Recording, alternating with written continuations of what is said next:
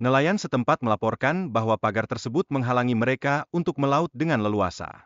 Hal ini mencerminkan dampak langsung terhadap mata pencaharian masyarakat sekitar. Pagar laut ini dibangun tanpa izin resmi, melanggar undang-undang yang berlaku. Ini juga menimbulkan pertanyaan mengenai pengawasan terhadap pembangunan infrastruktur di pesisir. Terdapat dugaan bahwa pembangunan pagar laut ini dilakukan oleh pihak pengembang, meskipun mereka membantahnya. Tudingan ini menyebabkan ketidakpastian dan keraguan di kalangan publik. Agung memulai karirnya dari bawah sebagai penjaga gudang, kemudian beralih ke bisnis properti setelah berkenalan dengan pemborong bahan bangunan. Perjalanan karirnya mencerminkan ketekunan dan keberanian dalam berbisnis. Agung Sedayu Group awalnya berfokus sebagai kontraktor ruko dan meraih ketenaran setelah mengerjakan proyek Harco Mangga II pada tahun 1991.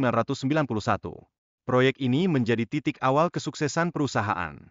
Kolaborasi Agung dengan Tommy Winata dalam mengakuisisi Bank Artagraha menunjukkan keberadaan hubungan bisnis yang kuat.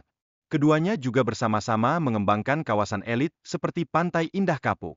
Agung memimpin konsorsium Nusantara yang menginvestasikan 20 triliun untuk pembangunan IKN. Ini menunjukkan komitmennya terhadap proyek strategis nasional. Proyek Pantai Indah Kapuk II melibatkan dana 40 triliun untuk pengembangan area seluas 30.000 hektar. Namun, terdapat tantangan terkait tata ruang yang harus diselesaikan. Agung juga berkontribusi dalam program 3 juta rumah gratis untuk masyarakat. Ia telah mengeluarkan dana sekitar 60 miliar untuk membangun rumah di Kabupaten Tangerang. Reklamasi Teluk Jakarta melibatkan beberapa perusahaan yang ditunjuk sebagai pengembang untuk berbagai pulau, mencerminkan kompleksitas proyek ini. Ini juga menunjukkan banyaknya kepentingan yang terlibat. Dugaan penyuapan mengarah pada tawaran sejumlah uang kepada anggota dewan, yang mengindikasikan adanya praktik korupsi dalam proses legislasi. Ini menciptakan kekhawatiran tentang integritas para pejabat publik.